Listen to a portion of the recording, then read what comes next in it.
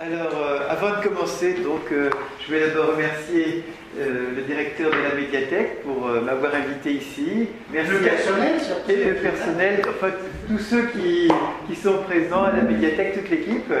Merci à la ville également, puisque elle également m'a invité à venir. Alors, pour situer mon voyage, moi j'avais un rêve, c'était de longer plusieurs cours d'eau, les plus grands cours d'eau de France à pied, pour les découvrir comment ils étaient, de leur départ jusqu'à leur arrivée. Donc j'ai commencé par le Rhône, après j'ai fait la Saône, parce que la Saône, pourquoi elle se termine à Lyon?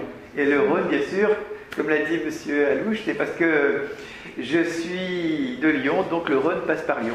Mais la Seine m'intriguait puisque je ne connaissais rien de la Seine, à part, bien sûr, Paris, où j'étais venu quelques fois, mais sinon, je n'y connaissais pas plus que cela au sujet de la Seine. Donc un jour, je me suis dit, je vais y aller. Alors évidemment, ce voyage, j'aurais pu le faire en voiture. Mais vous savez, en voiture, ça va tellement vite qu'on ne peut pas tout voir. Après, je me suis dit, pourquoi pas à cheval? Ce qui aurait été une bonne idée aussi. Mais je n'avais pas de cheval. Alors, comme j'avais une bonne paire de chaussures de marche, ce n'est pas celle-ci. Celles-ci ne sont pas vraiment spécialement pour la marche.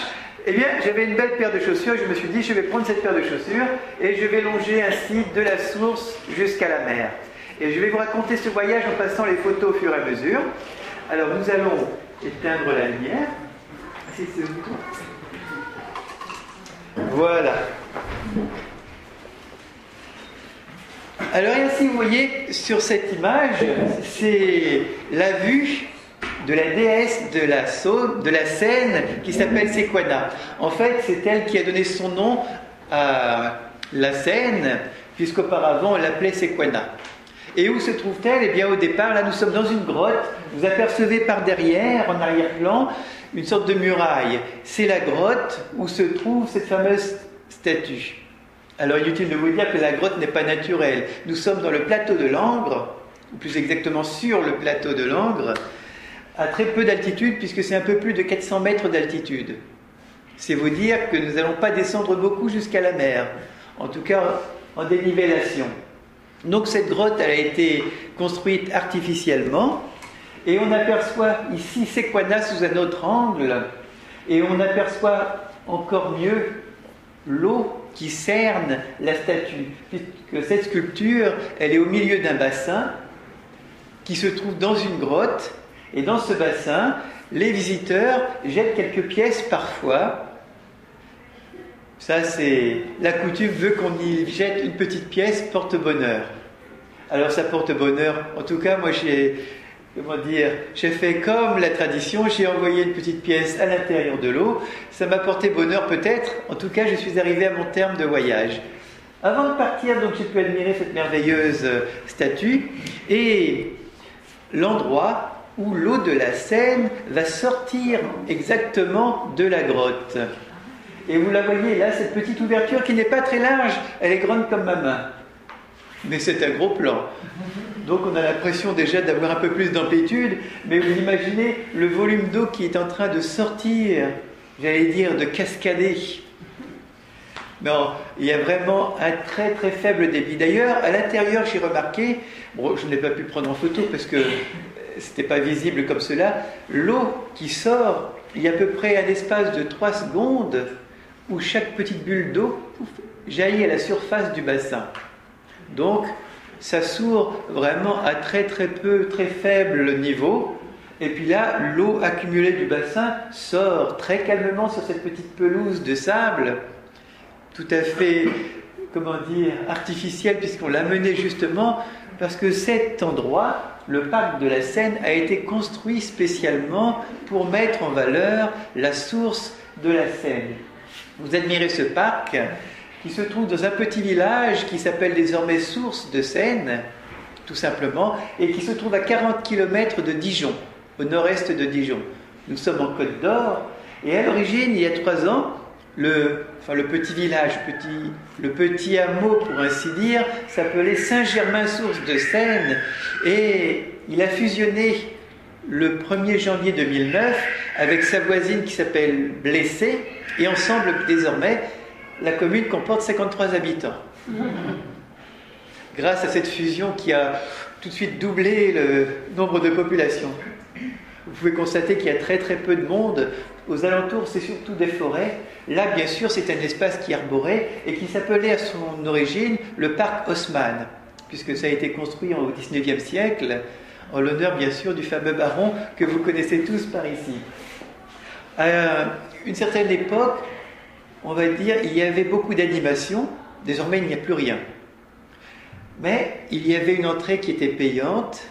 Il y avait des commerces, des souvenirs, etc.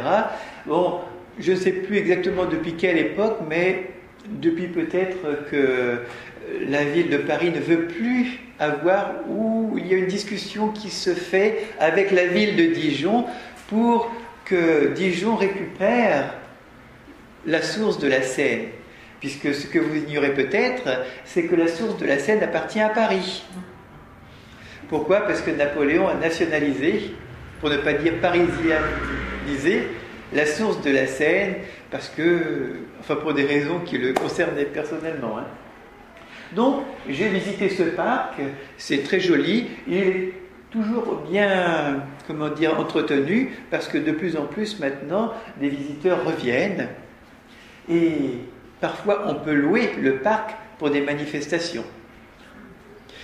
Donc vous voyez, si vous voulez organiser une belle fête au parc de la Seine, vous allez voir la ville de Paris et vous demandez, ils peuvent vous louer le parc pendant un certain temps. Vous n'avez même pas de concurrence puisque il y a très peu de monde aux alentours. En tous les cas, il y a le premier pont de la Seine. Et là, vous pouvez voir le premier pont de la Seine avec le fleuve qui traverse le pont par-dessous. On peut dire que c'est le pont de Paris, hein, sous le pont de Paris, puisque ça appartient à Paris. Mais le pont comme cela, vu au milieu de la végétation, il a l'air quand même d'avoir une certaine prestance. Il s'appelle le pont Paul Lamarche, en l'honneur de quelqu'un qui détenait un petit magasin là autrefois qui s'appelait Paul Lamarche et qui avait construit un petit pont en bois pour éviter que les visiteurs ne se mouillent le pied.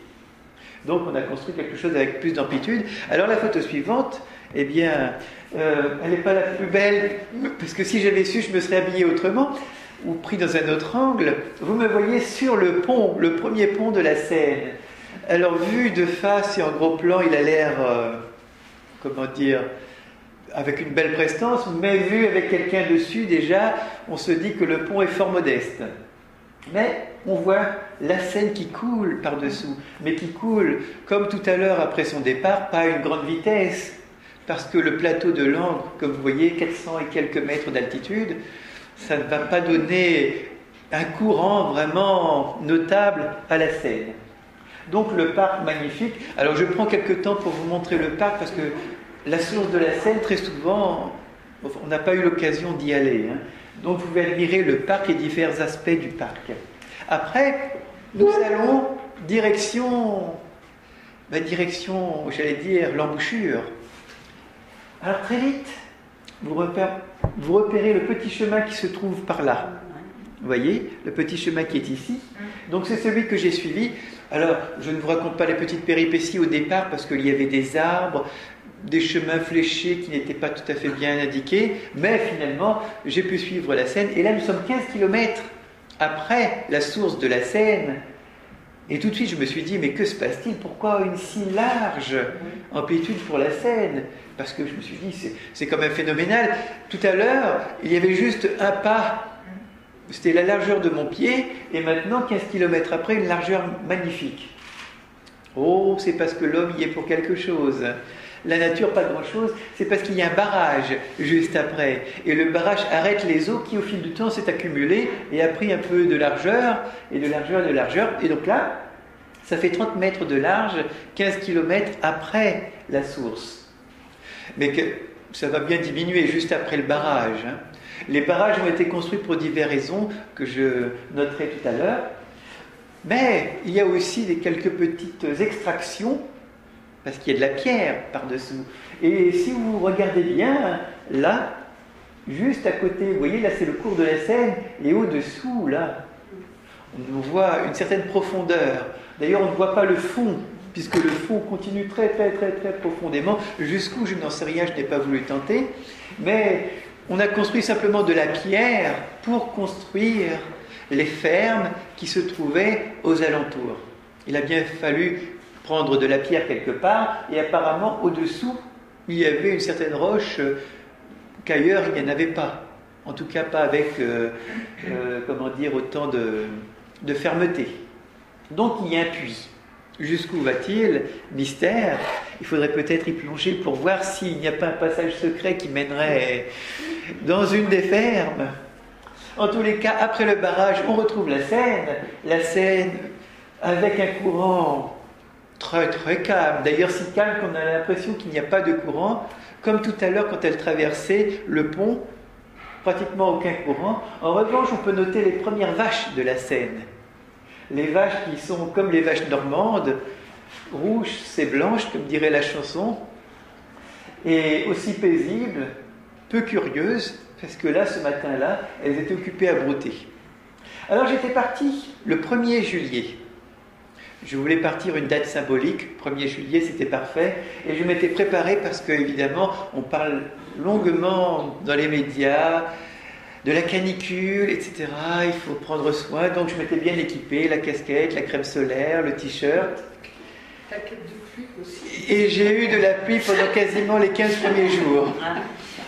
Avec quelques jours de soleil entre deux, mais de la pluie. Et vous remarquez un beau ciel, non pas bleu, mais entièrement gris. Et ce jour-là, d'ailleurs, j'ai eu de la pluie au milieu de la journée. Mais je me serais cru en Normandie avec toutes ces vaches, avec la pluie, la verdure. L'eau, vous voyez, elle reste calme, l'eau. Et parfois, il y a cette transparence qu'on ne retrouve pas forcément partout, puisque là-bas où il y avait le puits creusé, on ne l'avait pas. Tandis que là, quand on continue, la Seine prend maintenant un peu de largeur. Là aussi, ça dépend en fait de la largeur du lit, puisqu'elle occupe le volume qu'elle peut, avec les prairies. Et ce qui est notable, c'est que les prairies se trouvent entre les forêts. Ce qu'on a fait, on a juste déforesté certaines zones pour en faire des pâturages. De sorte qu'on n'a pas besoin de faire de barrières ni de clôture, mais juste un passage pour les vaches, et elles sont gardées naturellement. Et alors, ce qu'il faut faire très attention, c'est que parfois, on y rencontre des bêtes sauvages. On y rencontre parfois des dinosaures. Oui. Et pour ceux qui sont spécialistes, là, c'est le squelette d'un vélociraptor. Vous voyez là, le bec, les pieds de derrière. Alors, dans les forêts profondes, aux alentours de la Seine, lorsqu'on a dépassé les pâturages, les quelques rares pâturages, on rencontre parfois des grosses bêtes sauvages. Et il faut faire attention parce que parfois la nuit, ils peuvent se réveiller. En tous les cas, il faisait très très frais, très vert, très profond, parce que vous voyez, il y a très peu de passages. On peut dire que j'étais le seul, pour l'instant, à marcher le long de la Seine. Donc il n'y avait pas de chemin spécialement au bord de la Seine, mais c'était à moi de me frayer un petit passage à travers les arbustes. Et on rencontre maintenant le deuxième pont de la Seine. Ah, il a l'air déjà d'être plus imposant. Vous voyez ? En fait, il est plus large, parce que la Seine est beaucoup plus large, le débit plus important. Il y a juste un petit peu de courant, comme vous me notez ici, c'est parce qu'il y a des petits galets par là. Donc son lit est un petit peu plus rapide. Alors je passe un peu de temps au début, parce que c'est quand même rare de voir la Seine à son début. Voilà pourquoi je mets un petit peu plus de temps. Quoi qu'il en soit, le pont n'est pas non plus très impressionnant en hauteur, parce que là aussi, il m'arrivait aux genoux. Donc il est plus large, plus fort, mais guère plus haut. Mais comme il n'y avait personne pour me prendre en photo, bien sûr. Alors en continuant, nous sommes toujours dans la Côte d'Or, donc dans le département 21. On arrive dans un charmant petit village qui s'appelle Quémigny.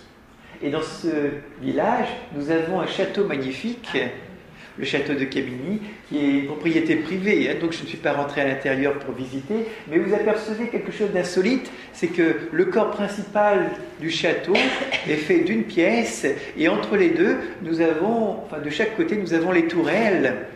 Alors j'ai trouvé ça absolument extraordinaire. Je n'ai pas été visité, mais j'ai imaginé, puisque les châteaux, comme toutes les grandes constructions, il y a des fondations, et par-dessous, bien sûr, il y a les souterrains, les caves, mais peut-être y a-t-il un niveau par-dessous où on peut communiquer de tourelle à tourelle, voire aller jusqu'au puits qui est la sortie secrète pour ceux qui veulent sortir en cas d'attaque de l'extérieur, sait-on jamais. Alors là, la Seine va recevoir l'affluent que vous apercevez juste sur la gauche, et ce qui provoque un petit bouillonnement. Et c'est cet afflux d'eau qui provoque, vous voyez, les deux mouvements d'eau, et c'est un des rares mouvements d'eau de la Seine qu'on va voir comme cela. Hein. Donc là, nous sommes toujours en pleine, comment dire, je ne sais pas, parce qu'en fait, il y avait beaucoup de petits ruisseaux qui venaient rejoindre la Seine, donc je ne peux pas dire exactement quel est cet affluent, mais il est tout petit. Hein. Simplement, j'ai pris une photo de gros plan pour donner plus de valeur. En tous les cas, nous sommes toujours dans la Seine sauvage, on va dire, parce que c'est là où personne ne va quasiment jamais. Maintenant, on va sortir de cette partie de la Seine complètement inconnue et mystérieuse, et on arrive dans on va dire, les endroits plus peuplés. Et là, c'est la première ville de la Seine. La première ville de la Seine qui s'appelle Châtillon-sur-Seine. Châtillon. Et là, vous voyez la jolie petite commune avec deux bras de la Seine. Là, c'est le premier bras qui est à sec ou quasiment à sec. C'est pour ça qu'on aperçoit de l'herbe par-dessous. Mais le second bras est tout à fait différent. Le second bras est beaucoup plus vaste parce que le débit de l'eau passe plus facilement. Je suppose que c'est une question de niveau. L'eau va davantage là où la terre est un peu plus basse. Donc là, il passe ici et contourne Châtillon. Et pas n'importe où, juste à l'endroit où se trouve ce superbe bâtiment déjà bien, comment dire, qui a bien vécu parce qu'on voit les intempéries, la marque des intempéries. Mais d'après vous, qu'est-ce que ça peut être ce bâtiment? Un moulin. Bravo, c'est un moulin moderne. Quand je dis moderne, moderne pour le XVIIIe siècle, hein, puisque les roues se trouvent par-dessous cette... voilà, juste là, ces arches qui sont ici. Hein. Ce sont des roues qu'on ne peut pas apercevoir, mais à une époque, c'était la tradition. Ils ont trouvé cette technique de faire les roues par-dessous pour des raisons certainement beaucoup plus pratiques, plutôt qu'à l'extérieur. La Seine continue son parcours derrière. Là, elle forme un coude. Alors, ce vieux moulin, lorsque j'y suis passé, on pensait à en faire un musée, à le restaurer. Donc, je ne sais pas si pour l'instant c'est encore d'actualité, mais en tous les cas, c'est l'intention qui est justement de le changer pour en faire quelque chose de particulier du patrimoine. La Seine, vous remarquez maintenant, elle est large, hein, beaucoup plus large. Elle n'est pas navigable parce que le fond n'est pas encore suffisant pour permettre autre chose que des petites barques de pêcheurs. Mais elle est quand même large suffisamment pour être, comment dire, agréable à la vue, pour se dire que quand même, la Seine à Châtillon-sur-Seine, déjà, elle est jolie, elle est large. Combien de largeur? À vue d'œil, moi je dirais une trentaine de mètres. Hein. Et là, c'est son vrai cours. Hein. Ce n'est pas un barrage qui l'arrête ou autre chose, c'est son vrai cours, très calme. Par moment, elle va être bleue, par moment, elle est verte. Et là, à ce niveau ici, elle est verte, certainement en fonction des petites particules qui sont encore en suspension. Après Châtillon, nous avons la campagne, la belle campagne. Alors, plus simplement de l'élevage, parce qu'avant Châtillon, c'est uniquement de l'élevage. Tout simplement parce que la terre, l'épaisseur de la terre n'est pas suffisante pour faire de la culture. Donc, on n'y fait que des pâturages. Maintenant, on peut cultiver. Et ainsi, vous avez des champs de blé. Devant, ce sont quelques brins de blé ou d'avoine qui sont restés là, alors que les champs ont déjà été coupés, moissonnés, et il n'y a plus rien. Mais comme c'était cet après-midi-là où le soleil enfin avait fait son apparition et qu'il faisait pétiller de rayons les petits grains de blé, je me suis dit, c'est absolument admirable, il faut que je prenne ça, une photo ensoleillée.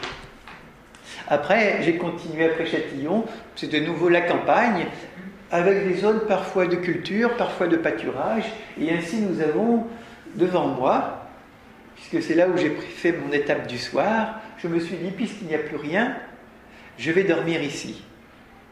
Alors, je ne vous avais pas précisé que, comme il n'y avait ni auberge, ni rien du tout précédemment, dans les étapes précédente, eh bien, j'ai dormi, non pas à la Belle Étoile, mais sous ma tente, parce que j'avais une petite toile de tente. Donc là également, c'était à côté d'une petite prairie. Donc j'ai posé ma toile de tente et j'ai dormi. La Seine se trouve derrière le rideau d'arbres qui se trouve ici, là. Donc j'étais juste au bord de la Seine. Il n'y avait rien d'autre. C'était, on va dire, j'allais dire la savane, pas vraiment, hein, mais c'était la prairie bleue. Et si vous l'apercevez légèrement jaune, parce que c'est au coucher du soleil. Et lorsque le coucher du soleil survient, souvent, on va assister à des changements de couleur, même le vert devient jaune. Alors on va continuer maintenant, on s'approche du changement de département, puisque là nous sommes à la limite entre le département 21 de la Côte d'Or et le département des premières heures du matin, c'est-à-dire l'aube. Donc département 10. Maintenant, les barrages vont s'échelonner très très très rapidement. Vous voyez ici un des premiers barrages qui se trouve à Chappes, un barrage absolument extraordinaire parce qu'on dirait qu'il est fait tout en mousse. En fait, il y a des blocs de roche par-dessous, mais au fil du temps, la mousse s'est accumulée. Et on aperçoit eh bien, les dimensions qui sont très vastes de la Seine, hein, puisque là nous sommes au bord de la Seine. On peut marcher à pied en sautant par-dessus les petits ruisselets qui se découlent comme cela sur le barrage. Et si la Seine est vaste comme cela, c'est tout simplement parce que c'est plat. À une époque, il y avait la circulation d'un glacier qui avait abrasé complètement son passage, bien sûr. Hein. Et l'eau, évidemment, même s'il y a très peu d'eau, elle prend toute la largeur puisque c'est plat. Et c'est pour ça qu'on a l'impression que c'est gigantesque, mais c'est juste parce que le passage du glacier avait rendu le terrain très très plat. Mais absolument magnifique à voir parce que le barrage, bien sûr, mais les alentours, comme vous apercevez, c'est d'un vert absolument lumineux. L'eau ainsi est très très peu profonde parce qu'on aperçoit à fleur d'eau, vous voyez, par-dessous, à la fois le fond, à la fois les plantes, la végétation qui prend racine par là. Mais c'est absolument magnifique à voir. Hein. De nouveau, ce sont que des tout petits villages, puisqu'une fois passé Châtillon, nous n'avons pas de grandes communes avant un bon moment. Donc on va continuer, et les barrages vont ainsi s'échelonner. Nous avons un autre barrage différent que vous apercevez ici, là, et vous voyez ici, là, on dirait qu'il y a du courant. C'est parce que nous sommes sur le barrage, en fait. J'ai pris la photo de dessus le barrage, et c'est pour ça que dès qu'un barrage existe, après le barrage, il y a un courant. Alors pourquoi y a-t-il des barrages ? Bon, il y a plusieurs raisons. La première raison, c'est qu'on a construit des barrages pour permettre de passer à gué d'une rive à l'autre. Ça a évité de construire un pont. La seconde raison, c'est qu'on en a profité pour mettre des petites turbines pour créer de l'électricité. Tant qu'à faire, autant en profiter. Et la troisième raison, et lorsqu'on accumule comme cela les barrages, ça freine le cours de l'eau. Et lors de grosses averses, ça évite que tout le flux, comme c'est très large, n'envahisse rapidement les grandes villes qui vont se trouver en aval. Et dans toute la région parisienne, il va y avoir beaucoup de grandes villes. Donc, à raison, on va construire beaucoup de barrages qui se suivent ainsi de plus en plus. Alors ici, c'est le barrage de Policy. Juste après, il y aura un autre barrage dans la petite commune de Polisson. Alors, je me suis dit, oh, je vais arriver à Polisson. Mais non, il n'y en avait pas d'autre. Il y avait un autre nom, mais pas Polisson. Et pour tout vous dire, j'ai discuté avec une habitante juste à côté du barrage parce qu'il y avait très peu de monde. Alors j'ai croisé une habitante, j'en ai profité pour lui poser quelques questions. Et elle me disait, oh, le barrage, ça ne donne pas beaucoup d'électricité. Juste assez pour chauffer 3 radiateurs pendant l'hiver. Parce qu'elle avait sa petite maison qu'on n'aperçoit pas puisque c'est derrière les arbres. Et ce barrage lui fournissait de l'électricité. Le barrage ayant été construit avant que DF soit national et à une époque où en fait chacun pouvait se construire son petit barrage. Alors évidemment, le barrage est resté puisqu'il avait déjà été construit. Ensuite, ça a été unifié par EDF, mais à une époque, c'était des petites sociétés indépendantes.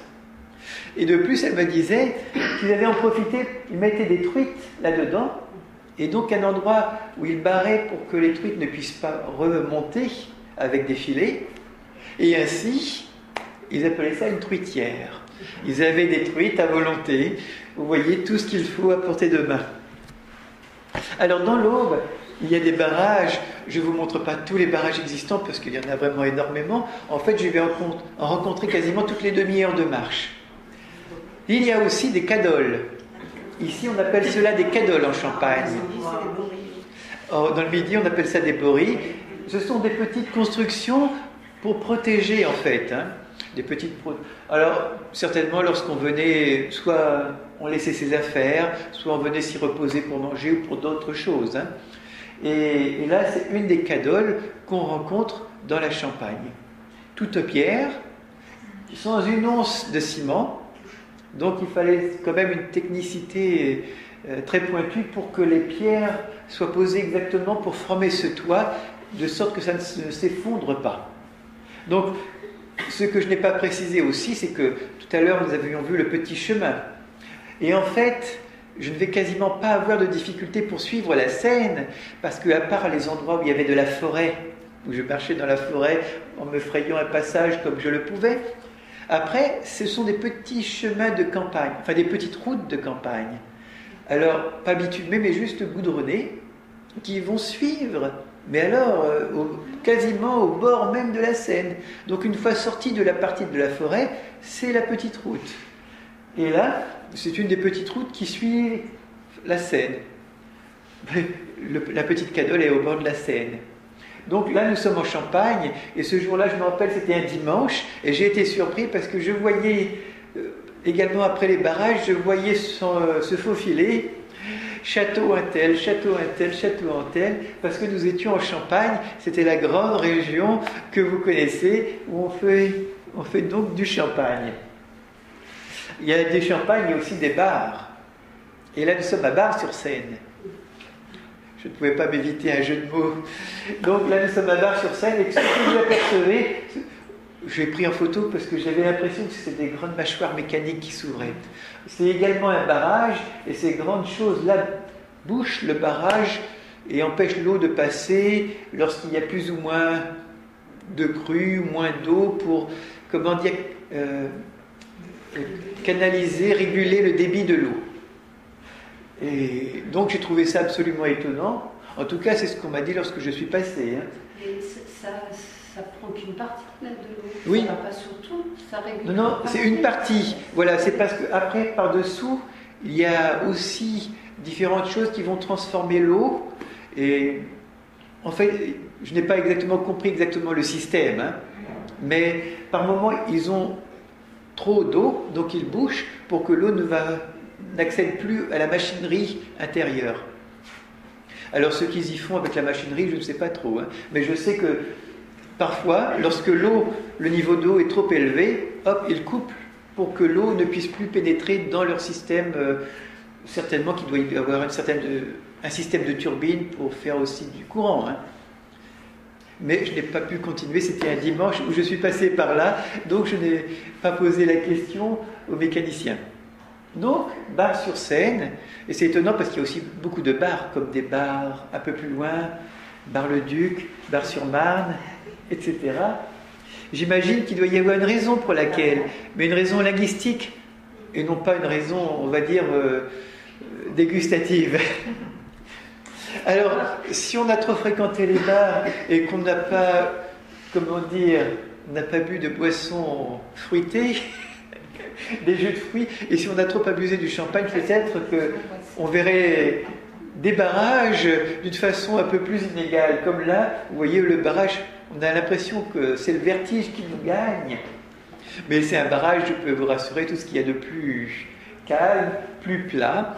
Et on peut marcher sur le bord de ce barrage. Enfin, moi, je ne prends que des boissons fruitées et des jus de fruits. Donc, j'ai vu le barrage comme il fallait. En fait, j'ai juste tourné un petit peu l'appareil photo. Mais sinon, le barrage est très plat. Alors, évidemment, de barrage en barrage, on pourrait même faire un reportage uniquement sur les chutes de la Seine. On connaissait les chutes du Niagara. Je n'ai pas montré toutes les chutes de la Seine parce qu'il y en aurait beaucoup, mais avant une grande ville, la principale ville de l'Aube, on peut dire la capitale de l'Aube, il y a aussi toute une série de cascades absolument magnifiques à voir. Vous voyez, ici, nous sommes avant la grande ville de Troyes. Nous sommes à quelques kilomètres avant Troyes, et il y a un espace absolument magnifique. On doit être environ à 4 kilomètres avant Troyes. Vous voyez, là, la partie avec... c'est du vert. Autant, plus loin, je vais voir du bleu. Là, jusqu'à présent, je n'ai vu que du vert. Aussi bien la végétation, autant les reflets de l'eau. Et on a presque l'impression que c'est extrêmement plat, sauf ici, la petite chute. Alors, je suppose qu'elle est naturelle, mais là encore, parfois, j'ai quelques doutes, puisque certaines cascades ont été aménagées depuis si longtemps qu'elles ont pris un aspect naturel, alors que, finalement, c'est souvent une cascade d'agrément. Donc là, un petit bouillonnement qui m'a fait plaisir parce que c'est une des rares occasions où je voyais la Seine ainsi chuter comme cela tout à fait librement. Là, il y a une autre chute, mais on va dire que ce n'est plus tout à fait pareil puisque nous entrons en plein dans la ville de Troyes, mais c'est la Seine canalisée, vous voyez, puisque maintenant, on entre dans la ville juste par ce petit... tunnel sous le pont, et ensuite elle regagne sa largeur jusqu'à le centre de la ville de Troyes. Et là, le ciel se dégage, nous avons plus de couleurs. Heureusement, parce que je me disais, un peu de pluie, c'est bien, beaucoup de pluie, on s'en lasse. Donc nous sommes au plein cœur de la ville de Troyes. Quelqu'un peut-être reconnaît ? Non ? Ceux qui ont été à Troyes reconnaissent peut-être. Donc ici, nous avons quelques monuments que je ne citerai pas puisque ce serait un peu très long, mais nous sommes au bord du canal de la Seine, puisque à Troyes, on avait construit un canal qui s'en allait ensuite jusqu'à Nogent-sur-Seine par différentes voies, parce que la Seine n'était pas encore navigable. Elle est navigable à Nogent-sur-Seine, mais elle n'est pas navigable à Troyes. Donc pour que les péniches puissent venir ravitailler et emporter, faire des échanges, puisque c'était quand même une grande capitale, il a fallu construire ce canal pour permettre la navigation. Puisque la Seine faisant beaucoup de méandres, ça aurait été compliqué de faire les méandres, donc on a préféré couper, tailler dans le vif. Donc Troyes, une grande ville comme on en connaît beaucoup, elle sert maintenant, ce cœur de Troyes, uniquement d'agrément, puisque les péniches n'y circulent plus. On a coupé un peu plus loin le cours du canal, on l'a comblé, donc ça forme comme un bassin intérieur. On retrouve le canal après la coupure, bien sûr, hein, mais il y a une bande de terre qui a coupé le canal, donc là ça fait comme un bassin. Mais la Seine même, elle passe un petit peu sur la gauche, enfin sur la droite, quand on rentre à l'intérieur de Troyes. Et si on veut voir la Seine, la vraie, celle qui est libre de tout frein, de tout canal, de tout barrage, eh bien là nous sommes dans Troyes, et la Seine se dirige vers la sortie de Troyes. Toujours au bord de la Seine, nous avons ces routes, puisque vous voyez, d'un côté comme de l'autre, il y a des routes, il y a de la circulation, mais ce sont des petites routes, hein, ce ne sont pas des grandes voies sur berge telles qu'on en connaît ici en Île-de-France. Hein. Cependant, la Seine est toujours large, et là, les reflets du soleil étaient si magnifiques que vous la voyez maintenant avec des reflets bleus par instant. Certainement parce qu'elle reçoit un peu plus de vitesse et qu'il y a moins de particules en suspension. En tous les cas, un peu plus loin, elle quitte Troyes, et là nous sommes, comme tout à l'heure, à quelques kilomètres après la ville de Troyes, et nous rentrons à nouveau dans, on va dire, la campagne, la partie complètement sauvage, puisque j'ai remarqué très souvent, dès qu'on quittait les frontières d'une ville, quelques kilomètres plus loin, même les pêcheurs n'y vont plus. Donc, les promeneurs peuvent y aller tranquillement, on y rencontre des papillons. J'en ai rencontré parfois des brassées de papillons, jamais je n'ai pu les prendre en photo, ça va très vite pour se disperser. Et j'ai même croisé un faon qui était là caché dans les, on va dire dans les fourrés, mais dès que j'ai fait un peu de bruit, ça y est, il est parti à toute vitesse. En tous les cas, on rencontre beaucoup d'animaux sauvages. Ensuite, il faut rester simplement immobile pour pouvoir les capter, ce qui n'est pas évident quand on marche. Donc vous la voyez ici, la Seine, toujours, elle descend, mais si paisiblement qu'on a l'impression qu'elle ne coule plus. À part, vous voyez cette petite chute d'eau qui est ici. À part cela, une autre petite chute qui se trouve un petit peu plus loin, mais vraiment une légère dénivellation du terrain, mais à part cela, elle coule, mais elle n'est pas navigable. Vous voyez, on ne pourrait pas y faire circuler quelques bateaux. Par moments, on a l'impression qu'elle est plus étroite, comme là. Donc nous sommes environ à 6 km après la ville de Troyes. Hein.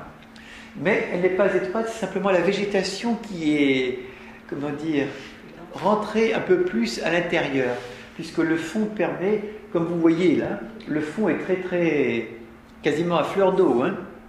Donc la végétation prend plus d'emprise. Mais on continue la Seine, et lorsqu'on continue ainsi d'un pas vif et alerte, on arrive à une ville très connue. En tous les cas, moi je l'avais connue parce qu'il y avait une chanson qui disait du côté de Nogent. Après, j'ai appris qu'il y avait aussi un Nogent ailleurs, Nogent-sur-Marne. Donc je ne sais pas si la chanson fait référence à Nogent-sur-Seine, mais j'aimerais le croire. En tous les cas, nous arrivons à Nogent-sur-Seine au bord de la Seine, et ce qui nous saute à la vue, il y a une petite passerelle, et on peut rentrer, donc là, sur ce bras de la Seine, dans une île. Je n'en ai pas encore fait mention, mais dans la Seine, il y a énormément d'îles. Je ne les ai pas montrées jusqu'à présent, mais vous en allez voir une ou deux. Et notamment cette île qui s'appelle l'île Olive. Pourquoi ? Peut-être parce qu'elle est verte comme des olives. En tous les cas, je n'y ai rencontré que des saules pleureurs. Comme vous apercevez ce magnifique saule pleureur qui descend, on a l'impression qu'il remplit tout l'espace, avec des jolies petites allées qui permettent de faire le tour de l'île, qui est absolument agréable. C'est un parc d'agrément. Hein. Donc des saules pleureurs, là aussi, c'est une des particularités de la Seine. Je n'ai jamais vu de saule pleureur au bord du Rhône, par exemple. Jamais. Mais au bord de la Seine, j'en ai vu quasiment toujours. Avec des belles propriétés, des très belles maisons. Lorsqu'on fait le tour de l'île, on passe de l'autre côté, avec le second bras de la Seine, qui est beaucoup plus large, mais là, les bateaux ne passent pas. Ils passent de l'autre côté. Hein.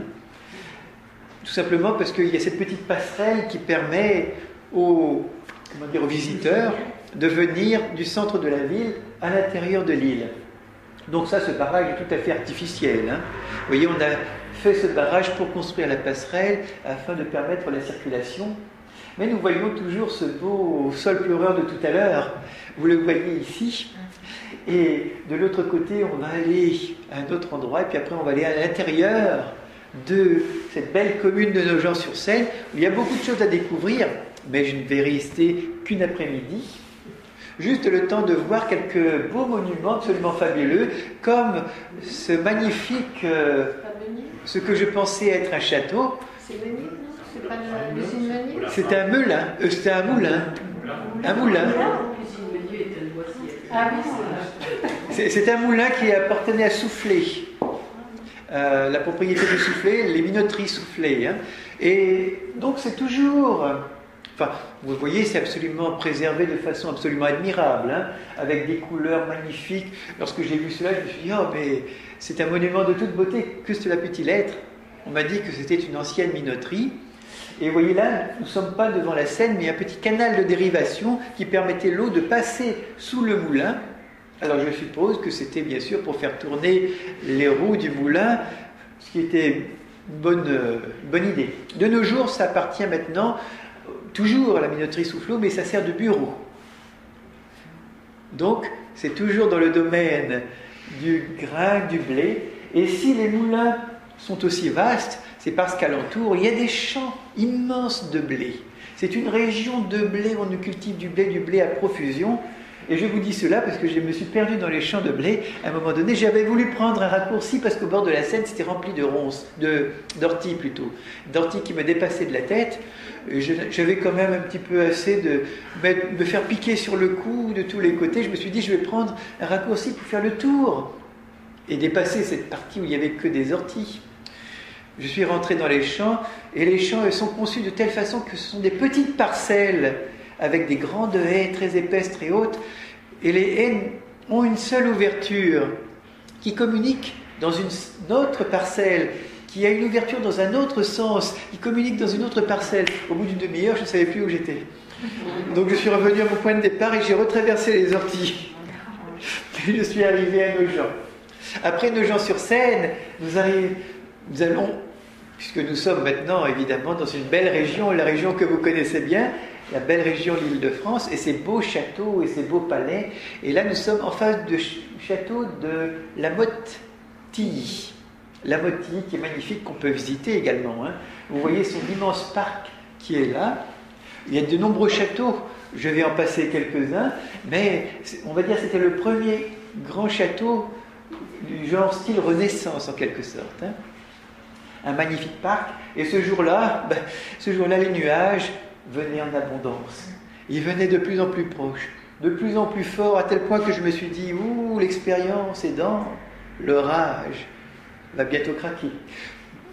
Ce qui était le cas, heureusement, je me suis réfugié sous un pont un peu plus loin, et j'ai vu la Seine très très large, mais j'ai eu l'orage pendant une demi-heure, où j'ai laissé les éclairs, les tonnerres s'abattre de tous côtés avec des volutes de pluie. J'étais au sec sous le pont. Donc, j'étais au sec, j'étais bien tranquille. J'ai dormi donc à côté une fois que c'était l'averse passée, et j'ai repris mon départ. Et le lendemain, le temps était encore bien couvert, si couvert que la Seine, on dirait qu'elle a un aspect vert bouteille très sombre, vous voyez, avec ces grands pontons qui sont là au bord. Je me disais, mais où sont les bateaux? Mais j'avais oublié que nous étions en plein cœur de l'été. Les bateaux, bien sûr, ils étaient partis, pas tout seuls, avec leurs propriétaires. Et comme, manifestement, ils ne sont pas partis à trois, ce qui était quand même un parcours un petit peu resserré, je suppose qu'ils sont partis vers l'océan, vers la mer, plus en direction donc de l'embouchure. Donc je vais quitter ce joli petit ponton et je vais continuer. Alors, magnifiquement, le jour suivant, je vais un petit peu plus vite maintenant avec les photos. Je suis arrivé à d'autres endroits qui m'ont marqué, notamment celui-ci qui s'appelle la Tombe. Oh non, pas parce qu'il y a des tombes ou des... Enfin, je suppose qu'il y en a quand même, hein, mais c'est parce que c'est un endroit où l'eau de la Seine tombe un petit peu. Donc on appelle ça la Tombe. Mais quand même, ce n'est pas les chutes du Niagara. Mais il n'y a pas que cela qui tombe, il y a aussi du sable, parce que c'est une gravière que vous apercevez ici. Et on a érigé cette gravière tout simplement pour récupérer du sable, parce qu'il faut aussi penser à la construction. Je ne vous ai pas beaucoup parlé des gravières, mais j'en avais déjà rencontré notamment après Châtillon-sur-Seine, et là, c'est la seconde gravière, et comme je suis arrivé là un samedi après-midi, il n'y avait personne. Bien sûr, j'ai été prudent, je ne suis pas allé titiller les bords de la gravière pour voir si c'était solide, parce qu'en général, ce n'est pas très solide. Ce que vous apercevez là, ce sont des tapis roulants. Ils vont rechercher parfois du sable très très loin, de plusieurs kilomètres à l'intérieur des terres, sable apporté depuis très longtemps par des siècles et des millénaires de navigation, des alluvions. Hein. Donc le sable passe par-dessus, remonte sur ce tapis roulant que vous voyez qui ressemble à une sorte de sauterelle coupée en deux, et le sable chute dans une péniche qui se trouve par-dessous. Et jusqu'à présent, je n'avais pas encore vu beaucoup de péniches, mais par la suite, je vais rencontrer des péniches remplies de sable. Donc là, je vais continuer toujours d'un pas alerte, j'étais content, j'avais du soleil. Enfin, le soleil était revenu après un peu d'orage, après un peu de pluie. La Seine toujours magnifique. En tous les cas, les bords de Seine, vous les voyez, sont très bien aménagés. Il y a de la végétation, de la forêt. Les petits chemins, ce ne sont pas toujours des routes goudronnées. Parfois, ce sont des jolis chemins comme cela. Je ne les ai pas tous montrés. Et je me suis dit... Un peu plus loin, je me suis trompé. Je me suis dit, mais je suis à l'embouchure. Parce que, manifestement, d'après ma carte, j'étais à l'embouchure, au confluent de la Seine et d'une autre rivière que certains appellent un fleuve aussi, qui s'appelle l'Yonne. Puisque selon la carte, c'était là. En fait, ce n'était pas l'Yonne, c'était une darse construite un petit peu avant l'Yonne. Mais... comme elle était large, je me suis cru au bord de l'Yonne. Et pourquoi certains l'appellent le fleuve? Parce que certains disent que c'est la Seine qui se jette dans l'Yonne, et c'est l'Yonne qui s'en va vers la mer. Bien sûr, je ne pouvais pas manquer de vous en faire part. Même si je n'ai pas mesuré puisque je n'ai pas fait Lyon. Donc, je suis remonté donc par là. Une dare, on va dire, c'est creusé à une sorte de petit port. Vous voyez, si on peut résumer. Donc, ce petit bassin d'eau, je vais le contourner. Et cet affluent, ce confluent de Lyon et de la Seine se trouve un peu plus loin, en plein cœur de la ville. Peut-être avez-vous le nom de cette ville? C'est Montreux-Phautionne. Phautionne comme un faux, F-A-U-L-T. Donc, pourquoi Phautionne? Bon, je n'ai pas approfondi la question, parce que Lyon est vrai. C'est la vraie Lyon qui passe par là. Et Lyon se trouve sur la droite. Bon, les nuages sont revenus, mais ça n'empêche pas qu'on peut distinguer quand même les deux. Lyon d'un côté, sur la droite, et la Seine sur la gauche. Ici, bon, lorsqu'on regarde bien, c'est vrai que le lit de Lyon est un peu plus large que le lit de la Seine. Mais qu'en est-il du débit et de la longueur avant? Je n'ai pas mesuré. En tous les cas, j'ai continué mon voyage et heureusement pour moi, le ciel s'est un petit peu dégagé quand même. Et j'ai pu arriver à la fin de la journée avec un ciel presque dégagé. Mais comme à l'horizon, le soleil n'avait aucun nuage pour lui barrer la route, eh bien ça a éclairé au coucher du soleil. Là, nous sommes vers 20 heures. Au bord de Seine, mais comme c'est l'été, vous voyez, à 20h, il fait le jour très longtemps. En face d'une famille de cygnes, la maman cygne et ses petits signaux, admirables avec leurs belles plumes blanches. Et l'eau, cette fois-ci, vous voyez, d'une limpidité mais si extraordinaire qu'on pouvait voir le cou du cygne, comme cela qui se dessinait d'une façon presque comme si elle était peinte à la main. On peut même voir les petits nuages blancs qui se détachent dans l'eau qui est à cet endroit-là verte. Et pour ceux qui ont noté le détail, l'eau n'a pas de courant. Simplement, les cygnes en passant, ils creusent un sillon à l'intérieur même de l'eau. Et ça, c'est significatif de tous les cours d'eau qui sont plats, comme par exemple les lacs, les étangs. Lorsque l'eau est vraiment plane comme cela, il suffit du passage d'un cygne pour que l'eau s'écarte. Donc dans le sillage de la maman cygne, nous avons les petits signaux. Nous sommes à Varennes-sur-Seine. Et d'ailleurs, j'en ai fait la couverture d'un de mes livres parce que la photo m'avait paru tellement extraordinaire que je n'ai pas pu m'empêcher. Elle était absolument belle.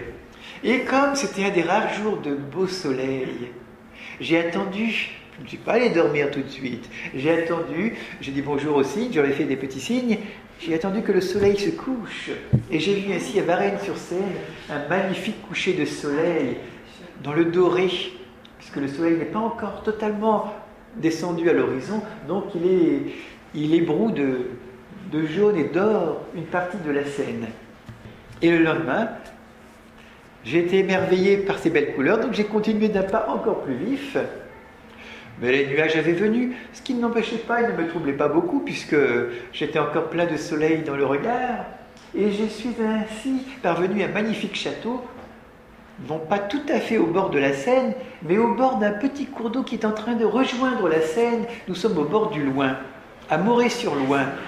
Moret-sur-Loing, peut-être certains ont été à Moret-sur-Loing. À vol d'oiseau, ce n'est pas très loin d'ici, hein. Mais à Moret-sur-Loing, nous sommes quasiment au bord du confluent du Loing et de la Seine, et nous avons ce magnifique château. Je n'ai pas été le visiter non plus, parce que vous savez, je suis un bon marcheur, mais d'ici, aller sonner pour demander au propriétaire de visiter les lieux, c'est une autre affaire.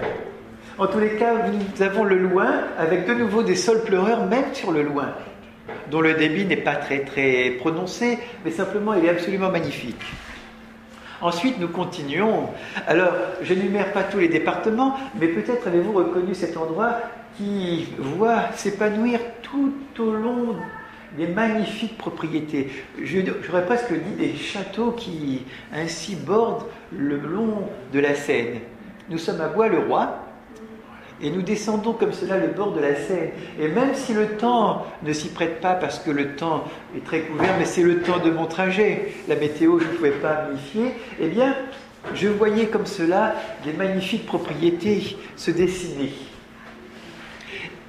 Et après quelques pas, nous voici désormais au plein cœur de Melun. Melun sur Seine, bien sûr. Et Melun, c'est un des bras de la Seine, puisque apparemment, Melun également est riche de quelques îles que vous pouvez voir, puisque une des îles se trouve là, mais je ne me rappelle plus exactement de quel côté. En tous les cas, les berges de la Seine, à cet endroit précis, sont absolument magnifiques et se prêtent à des promenades.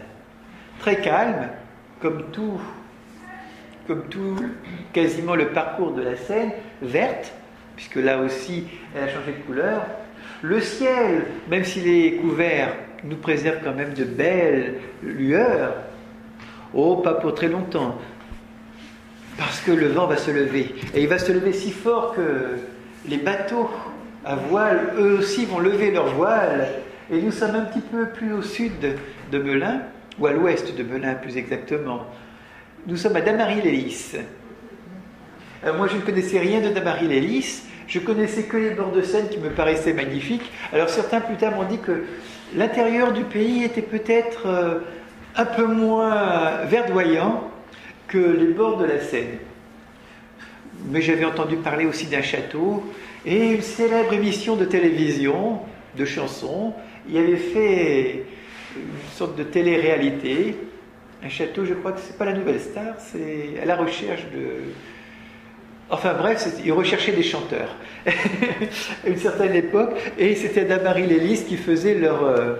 Je crois que c'est à la recherche de la Nouvelle Star ou quelque chose comme cela, ou Popstar. Ou... Après Damary-les-Lys, nous avons maintenant tous les noms que je vais citer, en quelque sorte, vous allez les connaître, hein, puisque là, nous sommes, devinez où? À Ivry, en bord de Seine. Ivry, magnifique également au bord, parce qu'il y a un parc au bord de Seine, tout à fait comme Damary-les-Lys. Bon, là, j'ai été visiter l'intérieur d'Ivry. Il est vrai que c'est un peu plus bétonné que les bords de Seine. Mais au bord même de la Seine, vous voyez, c'est absolument magnifique à voir, parce que dès qu'on s'éloigne un petit peu du centre même de la commune, tout de suite, on voit des aspects absolument attrayants. Et là, c'est un pont qui est cassé, il ne reste plus qu'un pilier, juste là, tout ici, vous voyez, juste une pile de pont, et tout le reste, eh bien, c'est la nature, c'est la pleine nature. Bien entendu, on n'y reste pas seul très longtemps, puisque dans le grand parc au bord de la Seine, le parc se trouve, vous voyez, de ce côté-ci, au premier plan. Hein.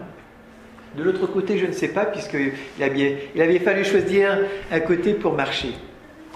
Eh bien, j'ai demandé à quelqu'un dans ce parc des bords de Seine, à Ivry, de me prendre en photo. Et vous me voyez, cette fois-ci, avec mon sac sur le dos, le sac à dos, ma petite sacoche, mon sac, mon tapis de sol derrière, très content, très fier. Et pas fatigué du tout, même si j'avais un petit peu mal à la plante des pieds, mais c'est tout. Le reste du temps, comme tout était plat, eh bien, je continuais sans aucune fatigue.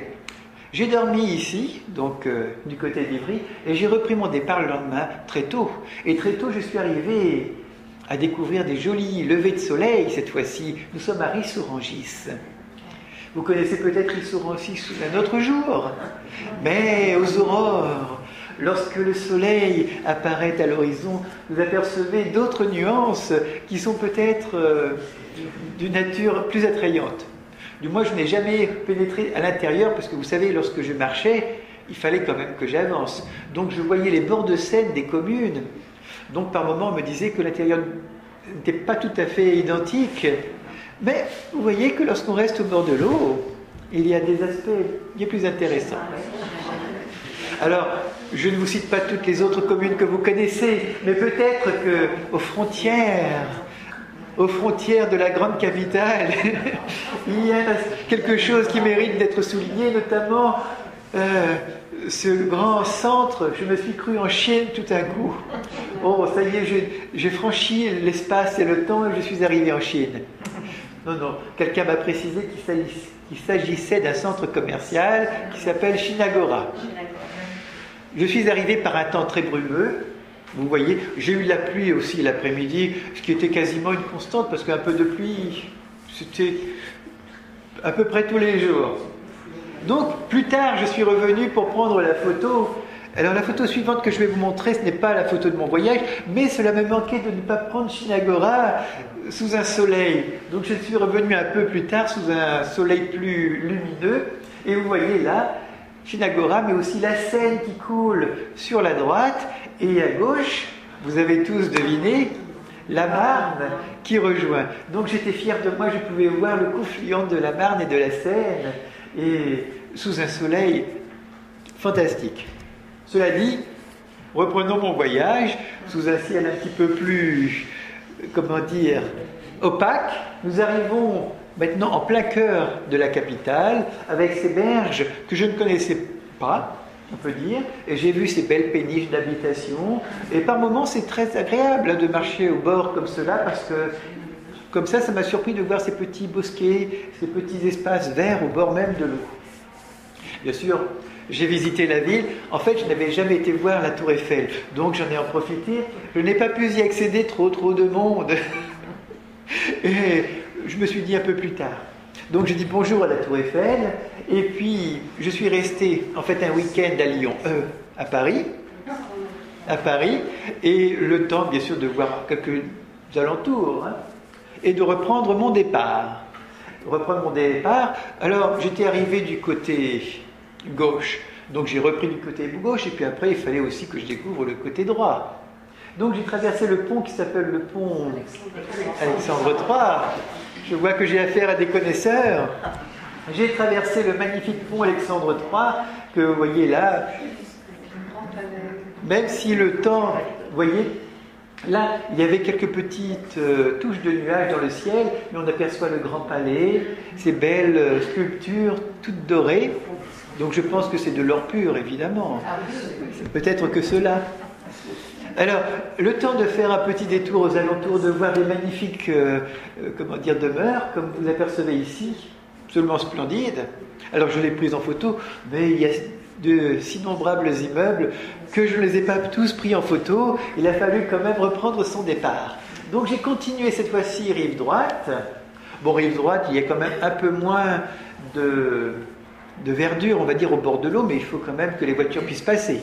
Donc, je voyais le pont Mirabeau, et ainsi que le soulignait Apollinaire, sous le pont Mirabeau coule la Seine. J'ai pu constater que c'était effectivement le cas, et j'étais très content parce que les nuages de nouveau s'effilochaient, et je voyais le ciel bleu réapparaître. Et ce vert, mais qui me paraissait sublime, parce que nous sommes le matin, donc la lumière du jour, et comme cela, elle est... rasante, donc ça éveille des nuances que peut-être on ne trouve pas continuellement. Alors, je ne vous montre pas toute la capitale, il faut bien continuer son voyage, mais après passer, on va dire, la grande ceinture, on arrive dans d'autres endroits aussi absolument agréables. Nous avons ici une prairie bucolique qui se trouve, eh bien, alors, au Pec, exactement. Une petite commune qui s'appelle le Pec, juste avant Saint-Germain-en-Laye. Et j'ai trouvé ça absolument admirable, cette prairie bucolique. Donc il y a aussi beaucoup d'autres, villes, beaucoup d'autres communes qui auraient mérité, par exemple la Carrière-sur-Seine, le bois de Boulogne, etc. Mais il aurait fallu beaucoup plus de temps pour vous tous les décrire, et comme vous les connaissez certainement, alors je vais plutôt m'acheminer vers des endroits que vous ne connaissez pas. Et notamment, peut-être que vous ne connaissez pas, après le château, vous voyez, où il y a le fameux hippodrome. Ce n'est pas le Longchamp, mais au bord de la Seine. Ça y est, le nom m'échappe, mais juste après Saint-Germain-en-Laye, il y a un hippodrome, donc avec des courses de chevaux, hein. Il y a un château, parce que je suis passé devant le magnifique château, et juste après, donc, il y a ces grandes... non, ce n'est pas Chantilly, c'est un hippodrome, hein. Même si le nom m'échappe tout de suite, mais il y a un hippodrome, parce que je l'ai longé l'hippodrome pour aller de l'autre côté, hein. Mais donc, en fait, c'est juste après le Pec, hein. Il y a un hippodrome, enfin, il y a une grande surface cultivée, comme vous voyez ici, Et je ne sais pas ce que c'est comme culture, je suppose que c'est du maïs. Du maïs, et peut-être que vous ne savez pas, mais juste après Saint-Germain-en-Laye, donc il y a toutes ces grandes surfaces cultivées, et là nous sommes aussi le matin. Alors pourquoi je vous parle de l'hippodrome? Parce que j'ai dormi un peu après. Je me suis fait, je me suis fait avoir en quelques mots. Bref, je pensais contourner l'hippodrome et puis retrouver la Seine de l'autre côté. Mais non, il y avait une grande clôture. Donc j'ai longé la clôture en me disant que la clôture allait se terminer quelque part. Et elle a continué des kilomètres, des kilomètres, des kilomètres. Le soir, il y avait toujours la clôture. Je me suis retrouvé dans des grands espaces et j'ai vu des panneaux qui indiquaient service d'assainissement des eaux de Paris. Voilà, donc je ne savais pas où j'étais, je savais qu'il y avait un service d'assainissement des eaux de Paris et j'étais en plein milieu de cette zone, donc j'ai dormi là avec quelques moustiques qui sont venus me titiller et je me suis dit mais où se termine cet endroit que je retrouve la Seine, parce que ce n'était pas aussi évident de retrouver comme cela. Bon, je suis passé, vous voyez, par cette grande haie de peupliers. Et là, c'est le matin très tôt où je vais en me disant, je vais finir par trouver la Seine quelque part, puisqu'elle est là forcément après l'hippodrome. Bon, je l'ai retrouvée, mais après quand même quelques longs efforts. Hein. Mais si j'avais su, je serais passé de l'autre côté. C'est pour ça que je mentionne l'hippodrome, parce que ça m'est resté en mémoire. J'ai voulu le contourner en me disant, la sortie est un peu plus loin, elle est un peu plus loin, mais non, il n'y a que des barrières. Enfin bref. Donc là j'ai pu traverser, cette fois-ci j'ai traversé, j'ai visité différentes choses, parce qu'il y a aussi des superbes... En fait les chemins de halage sont magnifiques de l'autre côté, mais il fallait savoir. Là nous sommes à Carrières, non pas sur Carrières-sur-Seine, mais Carrières-sous-Poissy. Là ce que vous apercevez là, ce ne sont pas les berges de la Seine, mais c'est l'ancienne carrière de pierre qui a été maintenant comblée par les eaux, et qui sert... je suppose aussi aux pêcheurs, parce qu'on voit des petites cabanes de pêcheurs qui sont comme cela, flottant à la surface de l'eau. Mais comme j'ai trouvé ça très étonnant, j'ai voulu vous montrer cette belle photo de l'intérieur. Nous sommes juste, combien? À 50 ou 100 mètres de la Seine, hein, très peu de distance finalement. La Seine, donc je suis revenu, alors il y a des tas de jolies communes, des beaux endroits à visiter aussi, comme Conflans-Sainte-Honorine, etc. Et il y a quelque chose qui m'a marqué bien après. Hein. Donc, c'est pas très loin quand on y va en RER ou en voiture. Nous sommes à Mantes-la-Jolie. À Mantes-la-Jolie, bon, ça m'a frappé parce que ce pont est entièrement cassé. On l'appelle le pont cassé. De nouveau, j'ai avec moi quelques nuages qui sont venus me dire bonjour, certainement pour saluer mon passage. Je n'ai pas traversé le pont cassé parce que vous voyez que j'aurais eu un peu de mal, mais l'intérieur de Mantes-la-Jolie, effectivement, est très joli. Hein, parce que il y a le chœur ancien de Mantes qui est absolument admirable à voir. Après, bien sûr, les problèmes d'architecture ont fait qu'il a fallu construire, et on n'a pas forcément construit dans le style ancien, mais le chœur de Mantes-la-Jolie mérite le nom de Jolie. Et d'ailleurs, la ville a bien fait les choses aussi, parce qu'au bord de la Seine, il y a une grande voie cyclable. Donc j'ai commencé par prendre la voie cyclable. Hein. Elle a vraiment bien aménagé l'urbanisme et très bien fait maintenant. Avant, je ne sais pas comment c'était, je ne connais pas non plus tout, mais je connais les bords de Seine, et il y a même une île qui s'appelle l'île aux Dames, je crois. Oh, j'aurais bien voulu aller visiter l'île, mais l'appel de l'aventure, vous savez, j'ai continué. J'ai quitté les quais cyclables pour aller là vers Bonnières.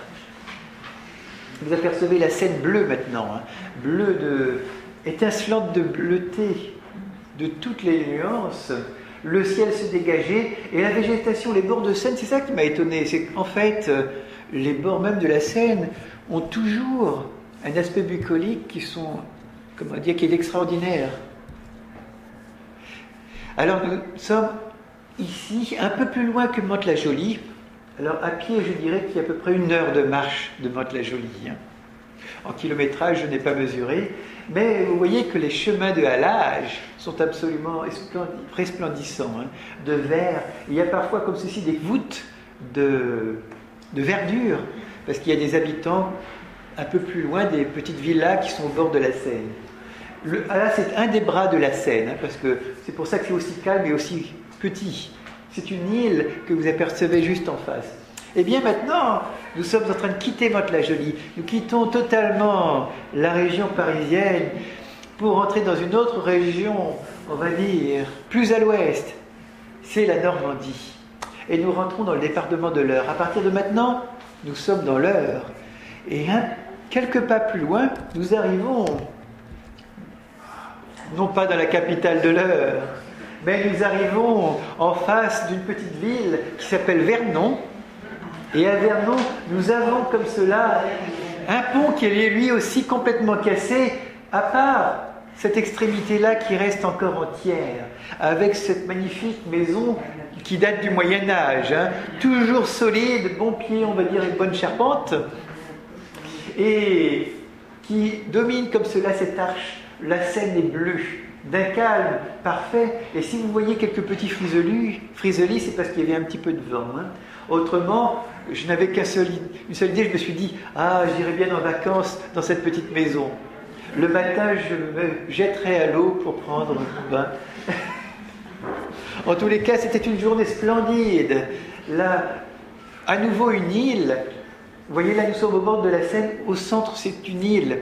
Je ne vous ai pas montré les autres îles qui sont dans la région parisienne et juste un petit peu l'île de Chatou, etc. Vous voyez, il y a beaucoup d'îles. Mais comme vous les connaissiez, déjà, je vous montre quelques autres îles, et notamment cette petite barque, parce que j'ai dormi juste à côté. Pour ça, je me rappelle, j'ai demandé la permission, bien sûr, aux fermiers de m'y installer. Et là, ce sont vraiment des tout petits villages. Hein. Nous sommes à Pressigny-l'Orgueilleux. Certainement parce que la vue est si admirable qu'on en tire quelques fiertés. Là, à Pressigny-l'Orgueilleux, j'étais au bout de l'île, à l'extrémité, et j'ai vu le soleil à nouveau qui se couchait vers l'ouest. Et je me suis dit, l'ouest m'attend. Demain, j'irai à l'ouest, par un ciel dégagé. Un ciel dégagé complètement lumineux. Oh, pas pour très longtemps, le lendemain matin, ça avait changé. Le ciel s'est de nouveau chargé, mais les vaches étaient au rendez-vous parce que nous sommes quand même en Normandie. Nous sommes dans les belles prairies, les pâturages, les pommiers. Exactement, une belle photo de carte postale.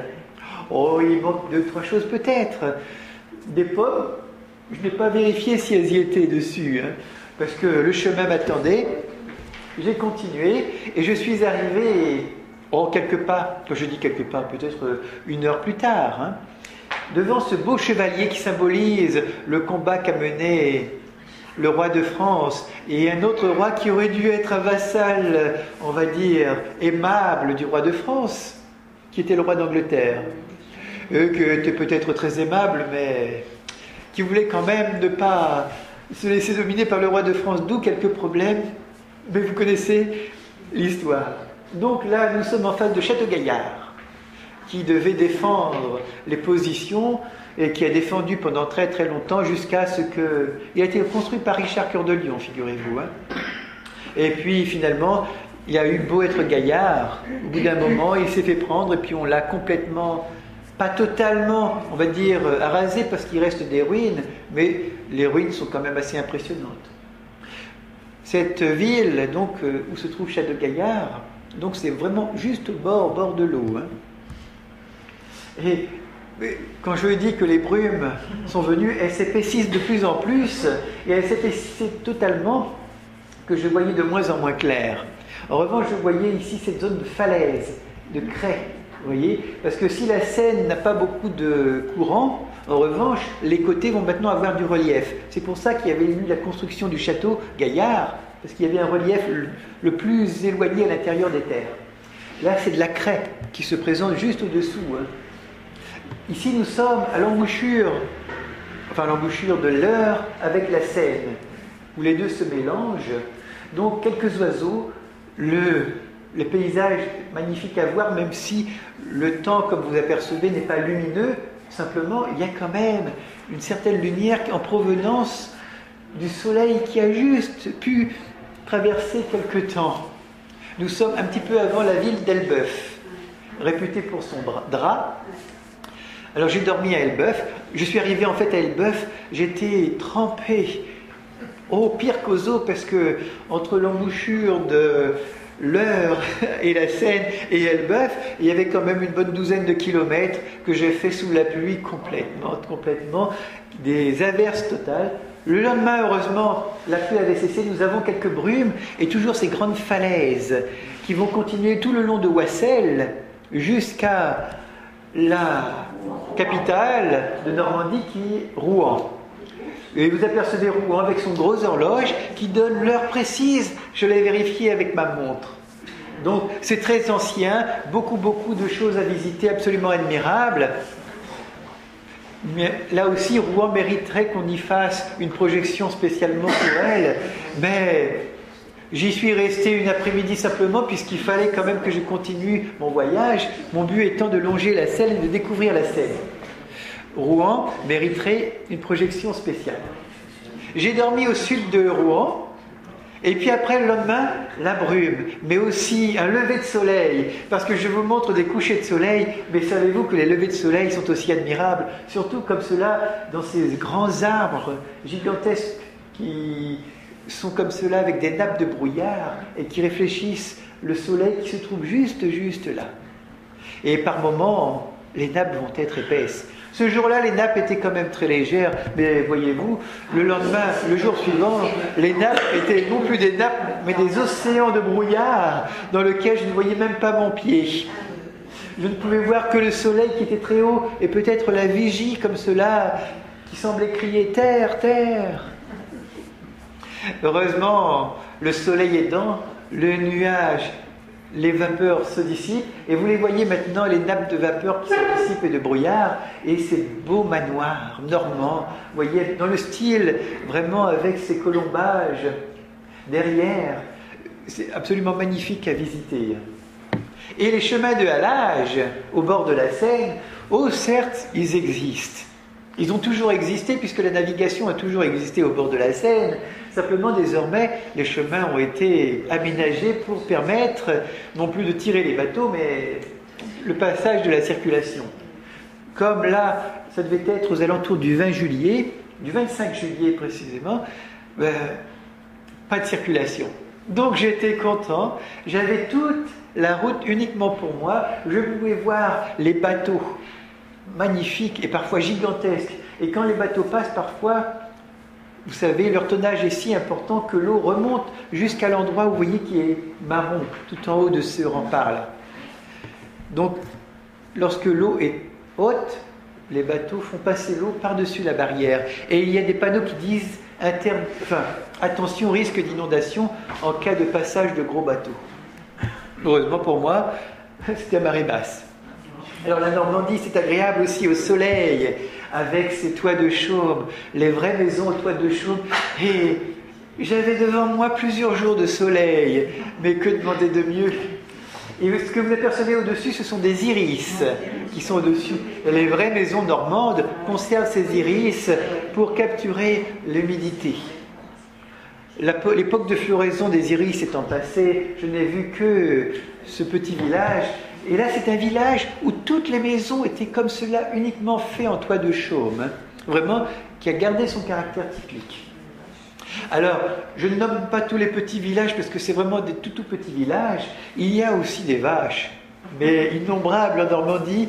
On va dire c'est peut-être l'animal symbolique de la Normandie, la vache, et les levées de soleil dans les prairies avec les vaches, les soleils roses qui comme cela passent par-dessus les vaches qui sont curieuses et qui me regardent passer. Donc nous sommes tout en haut au bord de la Seine par un beau matin. Et nous ne sommes plus très loin de l'embouchure. En fait, là, nous sommes en face de Villequier. Villequier, peut-être certains s'en souviennent, où ont eu une petite... voilà, où la fille de Victor Hugo, Léopoldine, y a été enterrée. Parce que la Seine, il y a vécu un drame que vous connaissez tous, puisque Léopoldine a voulu traverser et la barque s'est renversée. Figurez-vous que Léopoldine, savez-vous quel a été son nom? Non pas de jeune fille, je suis sûr que vous le connaissez, mais de femme mariée. Vacquerie. Elle a épousé Charles Vacquerie et la maison peut être visitée, se trouve pas très loin des bords de la Seine, de ce côté-ci, en face de Villequier. Donc juste là, en face de Villequier, on peut aller visiter. J'ai dormi à côté de la maison de Léopoldine, donc j'étais assez fier.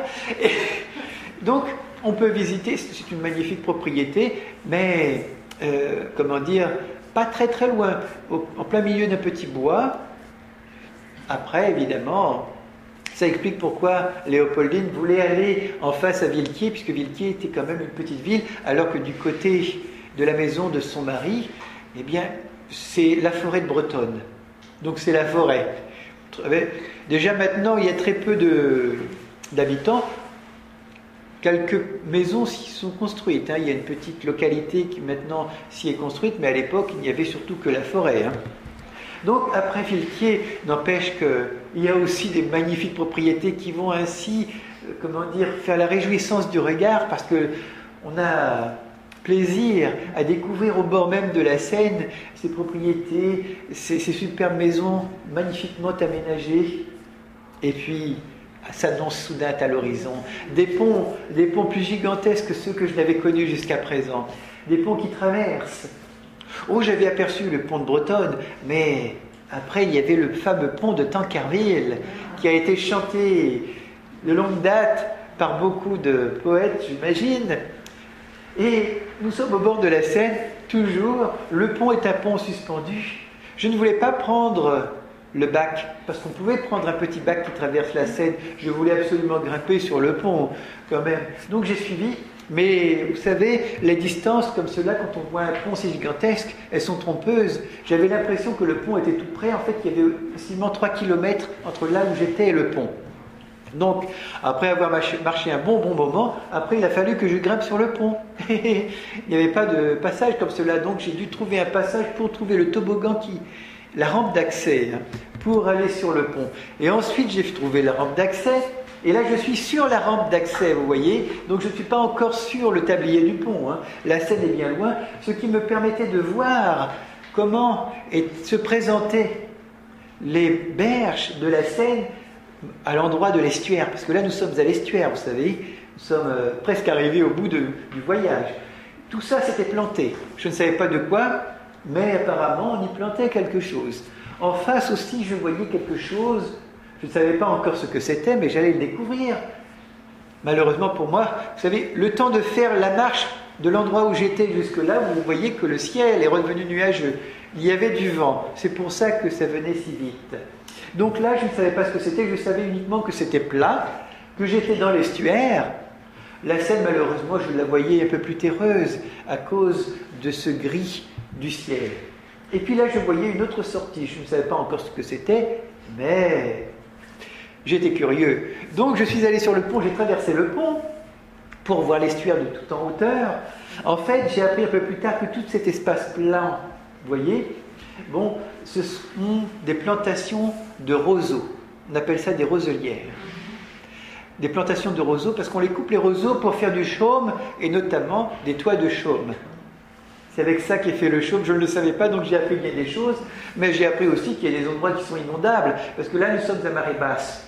Et comme je ne connaissais pas l'heure de la marée, je n'allais pas m'aventurer quelque part dans les roseaux par là, parce que si les roseaux aiment bien la marée haute, ce n'est pas forcément mon cas. Et ici, j'ai appris que c'était un canal et que 18 km plus loin, c'était le Havre. J'étais juste à 18 km et c'était en ligne droite. Donc je me suis dit, je vais suivre le canal. Je ne vais pas aller patauger dans les marécages. Donc, en suivant les canals, aucun souci, le canal, j'allais directement. Le canal n'est plus tellement usité maintenant parce qu'on a creusé l'estuaire pour que les bateaux passent. Et si on avait fait le canal, c'est parce que l'estuaire était encombré autrefois de tous les alluvions. Et c'était tellement énorme pour dégager qu'il valait mieux construire un canal. Donc je suis passé par le canal, ce qui m'a permis de découvrir d'autres aspects. Je voyais des oiseaux tout en haut qui riaient par-dessus. Je me disais, mais pourquoi se moquent-ils de moi? C'était des mouettes moqueuses, me semble-t-il le nom. Mais c'est vrai que ça rit, rieuse. Elle rit comme des humains quasiment.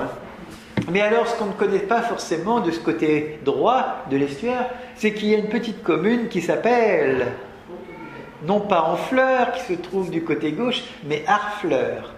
Honfleur est admirable aussi, mais en face, Harfleur est quasiment sa jumelle, et eux aussi charmante et mérite d'être découverte. Donc vous apercevez là un petit cours d'eau qui se jetait dans la Seine, et maintenant se jette dans le canal, qui s'appelle la Lézarde. Ce qui signifie qu'elle n'était pas très rapide, mais qu'elle prenait son temps pour lézarder. Donc moi j'ai pris mon temps, mais il a fallu aussi quelques pas plus loin entrer dans le vif du sujet, c'est-à-dire là où se terminait la Seine. Donc là je suis au Havre, puisque la Seine se termine au Havre, à l'endroit où il y a une plage de galets. J'ai demandé à des personnes qui étaient là, j'avais de la chance, il faisait beau, un soleil magnifique, donc de me prendre en photo. Donc vous me voyez le jour de mon arrivée, avec mon sac sur les épaules, bon, habillé, mais pas forcément dans le style le plus attrayant qui soit au regard, hein. Mais vous me voyez comme à mon arrivée, la mer est bleue, la Manche est bleue, l'horizon se trouve devant moi, l'ouest à loin, il ne reste plus qu'à marcher. Mais je ne voulais pas marcher sur les eaux, je voulais visiter les alentours puisque nous sommes au Havre. Nous sommes au Havre.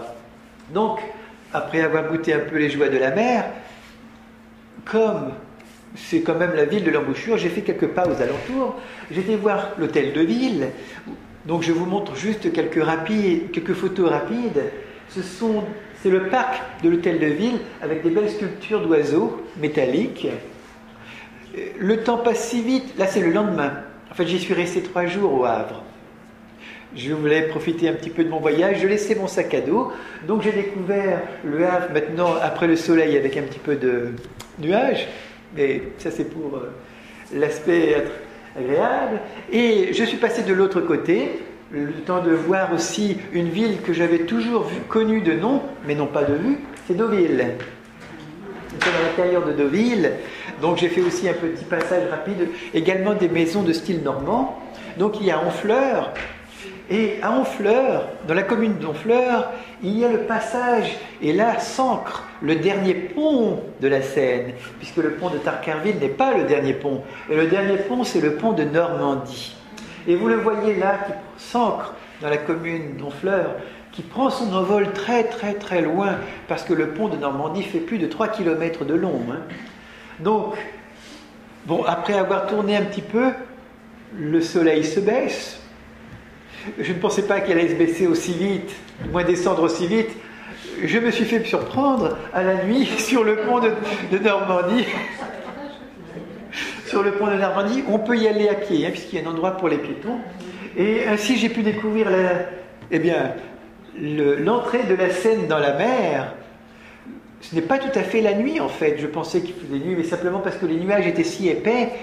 Vous voyez, le soleil est quand même haut dans le ciel, hein, mais ils sont si noirs que ça coupe la lumière.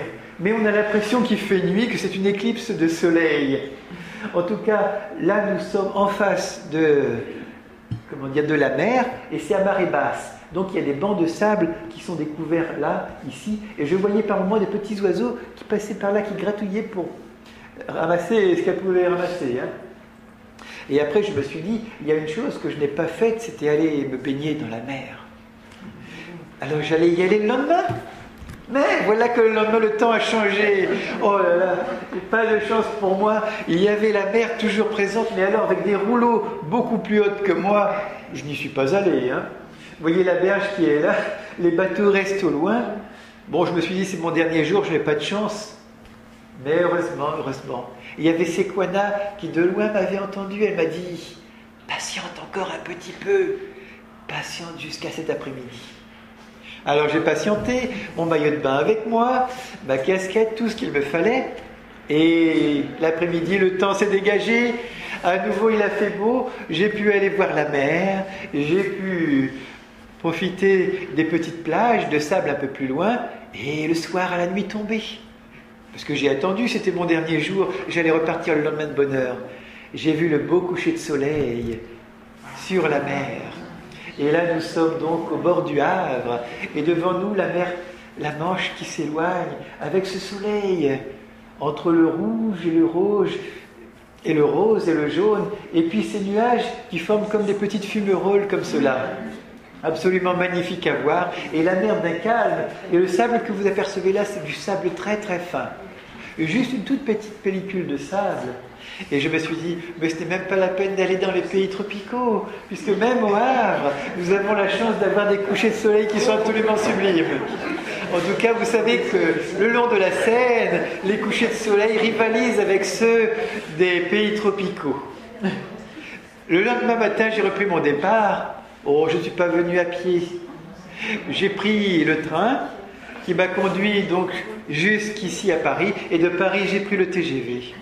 Et en 2 heures, j'étais de retour chez moi. Alors voilà, c'était le voyage. Et merci d'avoir accompagné ce que j'ai pu découvrir tout au long de ce parcours.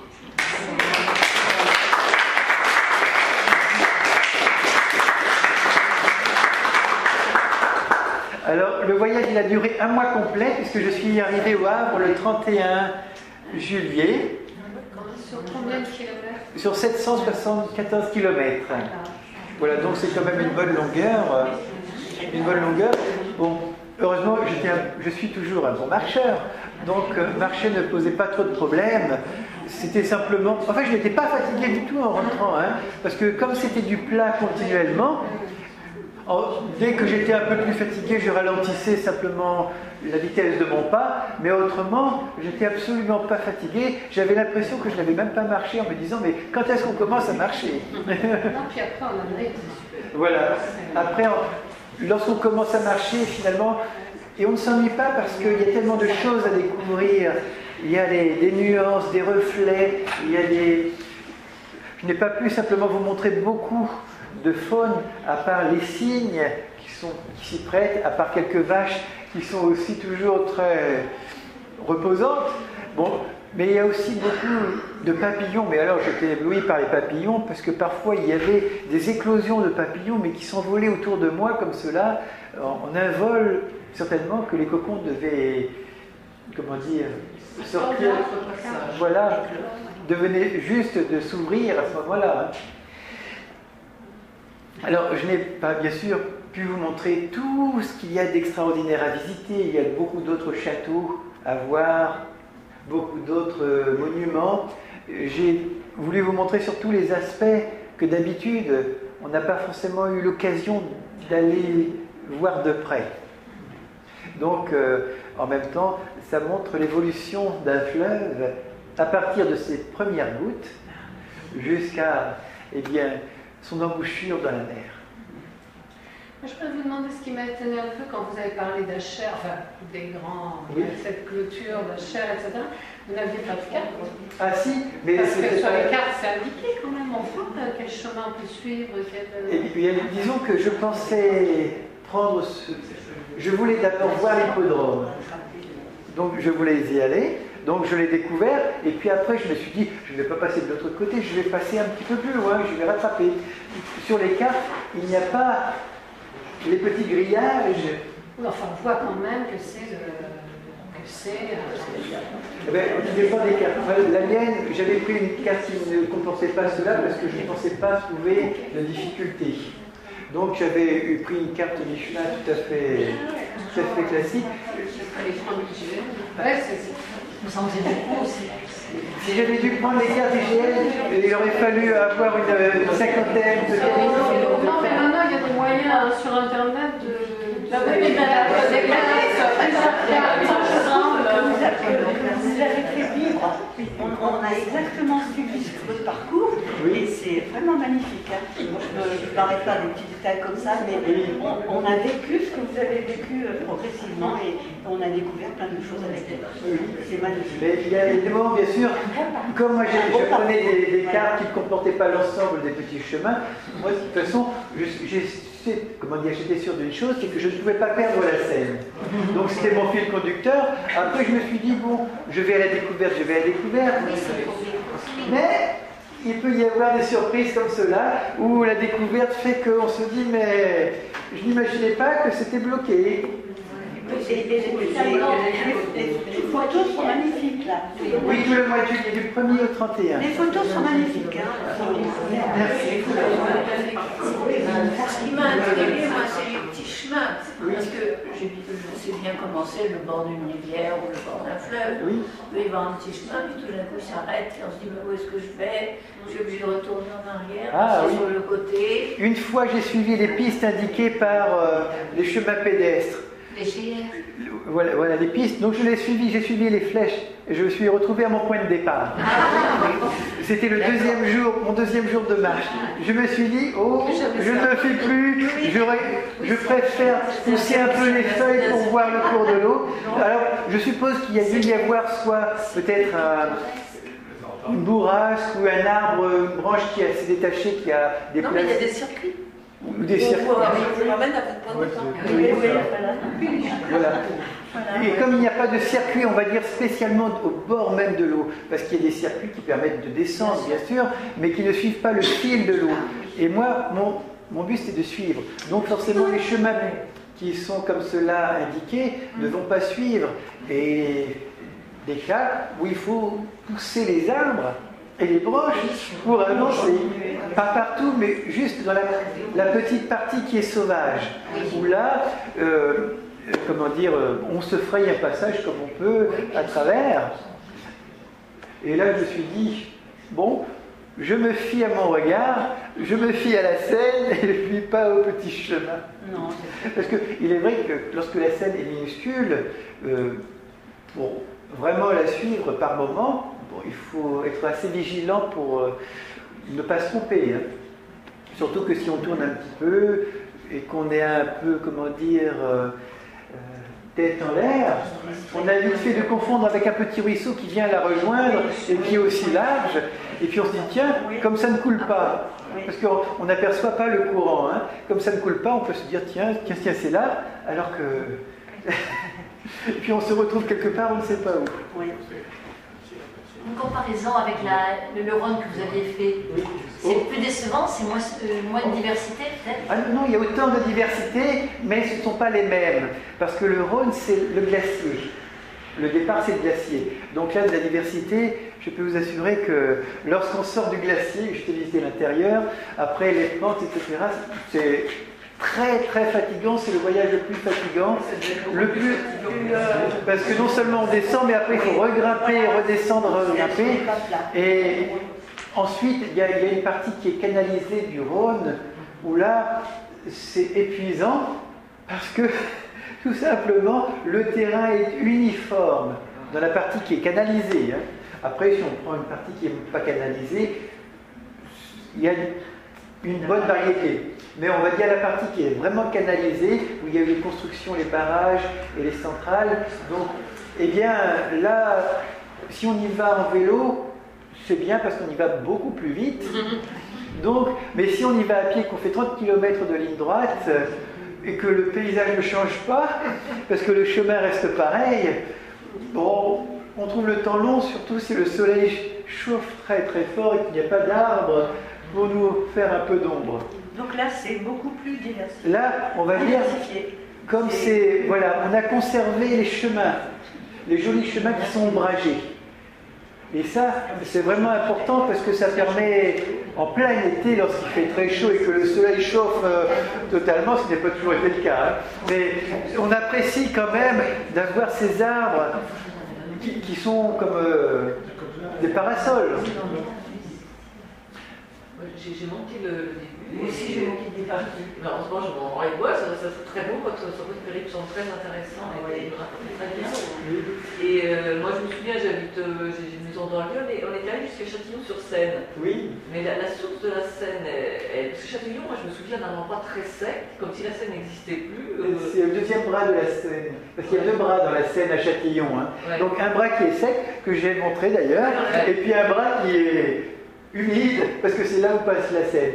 La source de la Seine se trouve à Source de Seine qui est à 40 km de Dijon. 40 km à l'est de Dijon, donc bien avant Châtillon-sur-Seine. Hein. Ouais. Et en fait, c'est vraiment la campagne, totalement la campagne. La commune, désormais, comprend une cinquantaine d'habitants. C'est une résurgence, là? C'est quoi? C'est l'eau qui sort du sol, mais qui sort, vous savez, à quelques gouttes, hein, c'est pas... Voilà. Ce n'est pas, on va dire, le jaillissement de l'eau comme cela, parce que le plateau est à plus de 400 mètres là où sort l'eau de la Seine, donc 400 mètres, ce qui signifie qu'il n'y a pas de pression ni de hauts plateaux qui vont déverser de l'eau, mais que c'est souterrain, ça ressort. Voilà. Donc, mais maintenant j'ai été en été. Peut-être que au printemps, à la fonte des neiges, l'eau est plus abondante. En tout cas, s'il pleut, c'est certain que l'eau est plus abondante. Mais ça ne viendra pas forcément de la Seine, mais plutôt du ruissellement de partout. Mais l'eau, vraiment, quelques petites gouttes d'eau toutes les 3 secondes, hein, c'est tout. Moi, je me souviens de certains endroits de source, quand on voit une espèce de petite mare, il y a des petites bulles qui sortent à l'endroit de la naissance de... Voilà, oui, c'est ça. Oh, 2004. Je vais fêter les 10 ans l'année prochaine. Il semble que vous n'avez pas eu beaucoup de chance avec le temps. Eh bien, là j'ai eu beaucoup de pluie. C'était vraiment du nuage. Oui. Le mois de juillet. Oui. Non, normalement, ça commence pas. Normandie, ça commence. En Côte d'Or. Effectivement, cette année-là, heureusement, il y a eu quand même des jours de beau soleil. Oui, mais autrement, vous avez réussi à faire de superbes photos. Ah oui, alors bon, il y a quand même de temps en temps le soleil est là. Et... Voilà. Oui, il est certain que parfois, selon l'angle, on peut avoir quand même des jolis reflets, même s'il y a un temps couvert. On ne réussit pas toujours, hein, mais par moments, si on arrive à capter le bon. Mais le problème, c'est que lorsque les nuages étaient là, parfois il n'y avait plus du tout de lueur. Par moments, il y a un petit peu de lueur qui franchissent les nuages, donc il faut prendre ce moment-là. Mais lorsque ça ne franchit pas, eh bien, ça reste sombre. Même si on choisit le bon angle, ça reste quand même sombre. Malgré tout, je suis assez content parce que même les photos de nuages, il y a quand même une certaine... Alors, j'ai toujours quelques projets. Hein. J'ai fait 3 cours d'eau. Alors, j'en ai fait plus que 3 cours d'eau. J'ai fait aussi le Thiou. Oh, le Thiou, c'est la plus petite rivière de France, qui fait 3,5 km. Alors, inutile de vous dire que ça a été rapide. Le Thiou, je l'ai fait, ça part du lac d'Annecy, ça traverse Annecy, et ça rentre dans le Fier. Oui, c'est voilà. Et c'est le plus petit fleuve, c'est la Veule qui se trouve en Normandie, dans le pays cauchois. Mais la Veule, je n'ai pas encore fait. Mais 1,5 km, ça me tenterait. Il y a des cressonnières relissantes. Oui. Mais il y a comme... Donc j'ai fait la plus petite rivière, mais je n'ai pas encore fait le plus petit fleuve de France. Le plus petit fleuve de France qui est... Comme vous savez, les fleuves, c'est parce qu'ils se jettent dans la mer, et les rivières se jettent dans un autre cours d'eau. Hein. Donc la Veule se trouve en Normandie, donc si vous voulez aller longer un fleuve à pied, vous pourrez dire, ça y est, j'ai fait la Veule, 1,2 km. Enfin, n'énumérez pas le nombre de kilomètres, ça ne paraîtrait pas impressionnant, mais vous pourrez dire, j'ai longé un fleuve entièrement, à pied, moi aussi. Et entre la Seine et Lyon, puisqu'il y a la discussion entre le débit est-ce que Lyon c'est la Seine ou est-ce que la Seine c'est Lyon? Oh, là je ne suis pas compétent. Je peux juste dire que Lyon est un petit peu plus large à l'endroit où elle rejoint la Seine. C'est tout ce que je peux dire. Pour le reste, je ne sais pas comment les géographes s'y prennent pour mesurer. Est-ce qu'ils mesurent selon le débit ou selon la longueur? Je suppose aussi que c'est la longueur, hein, parce qu'après le débit peut varier s'il y a un peu de pluie plus abondant ou autre. Je suppose que c'est la longueur, mais je n'ai pas été... Bon, je me fie aux géographes, hein, mais si jamais ça devait changer, on n'appellerait non plus la Seine-et-Marne, mais Lyon-et-Marne. Le département de... Enfin, tous les départements, toutes les villes qui comportent Seine, il faudrait qu'ils changent. Ce ne sera plus Nogent-sur-Seine, mais Nogent-sur-Yonne. Enfin, il y a des choses fantastiques. Et ce que je ne savais pas, je ne m'attendais à rien de spécial d'ailleurs, hein, c'était combien les berges de Seine étaient verdoyantes, mais alors quasiment toujours. Hein, quasiment toujours. On m'avait dit qu'il y avait des tas de saletés. Bon, moi, j'en ai pas vu. C'est juste une fois, au sud de Damary-les-Lys, où j'ai vu une voiture rouillée. Mais rouillée en bord de Seine. Mais à part ça, je n'ai rien vu d'autre. Alors, où j'ai eu de la chance, où c'était nettoyé, je ne sais pas, mais en tout cas, certains me disaient, mais est-ce que vous avez vu le même spectacle pénible que nous? Mais moi, j'ai vu que des magnifiques choses devant moi. Je n'ai même pas vu d'immeubles dans les communes qui sont réputées pour avoir des immeubles. Si, j'en ai vu quelques-uns quand même. Mais on va dire, dans les villes qui sont les plus réputées pour avoir des immeubles qui écroulent de béton, au bord de la Seine même, ce n'est pas le cas. Parce que les bords de la Seine ont préservé quand même. Les bords de Seine sont absolument admirables. Hein. Vous avez parlé de combien de kilomètres? 774. Et alors, vos projets? Ah oui, les autres projets, moi j'aimerais bien la Garonne par la suite. Ah, Oui. Je ne connais pas du tout le côté, vous voyez, sud-ouest de la France, donc la Garonne me tend très bien. Et la Loire, alors, elle vous intéresse? Alors, la Loire, je l'ai fait, mais en navigation, d'Orléans jusqu'à Nantes. Mais bon, je connais déjà une partie, je ne l'ai pas fait à pied, la Loire, mais pourquoi C'est pas. avant. Voilà, il faudrait que je Dans le monte. Puy, tout ce coin-là, dans Voilà. la Loire. Oui, puisqu'elle prend sa source pas très loin, elle prend sa source en Rhône-Alpes, au Mont Germier des Joncs. Alors, pourquoi ne pas faire la Saône? La Loire, je veux dire, parce que, bon, comme je l'ai fait une partie déjà en bateau, je me suis dit, bon, rien ne presse maintenant, autant que je découvre aussi quelques endroits méconnus. Mais également, quand je suis passé par la Loire, il y avait des châteaux qui étaient splendides.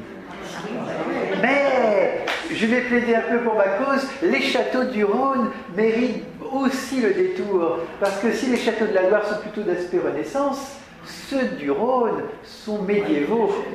Il y a des immenses châteaux du Moyen-Âge, mais au bord du Rhône, que jamais on se douterait. Même moi qui suis au bord du Rhône, je ne les connaissais pas. Et des cités médiévales qui sont antiques, mais alors qui sont habitées encore par des habitants et qui sont d'une construction médiévale qui sont en bord du Rhône. Alors un jour peut-être j'aurai l'occasion de vous montrer les châteaux du Rhône. Et sur les autres fleuves que vous avez parcourus, vous avez fait des livres aussi ou... Oui, en fait chaque fois j'ai fait un livre différent. Là c'est uniquement sur Sequana. C'est une imagination. Autrement il y a aussi un livre de la Seine qui s'appelle tout simplement La Seine à pied de la source à la mer, qui est album photo en majeure partie, hein, et une partie description. Et pour le Rhône, j'ai fait un livre de voyage également sur le Rhône, où là c'est la description, on va dire, touristique, pour ceux qui voudraient des plus touristiques du Rhône, et des berges, etc., donc plus approfondie, avec beaucoup moins de photos, mais plus des descriptions. Et pour la Saône, c'était le carnet de voyage. Parce que je voulais faire un livre différent et pas toujours le même livre. Donc la Saône, c'était le carnet de voyage avec les étapes au jour le jour, les difficultés de tel endroit, etc. Donc chaque livre est différent. Et je n'ai encore rien fait pour le Tio. Ni la veulent encore. Mais en y prenant son temps, on pourrait faire des choses intéressantes. Alors, tu t'as vu ? En tout cas, merci beaucoup. Merci. Merci à vous.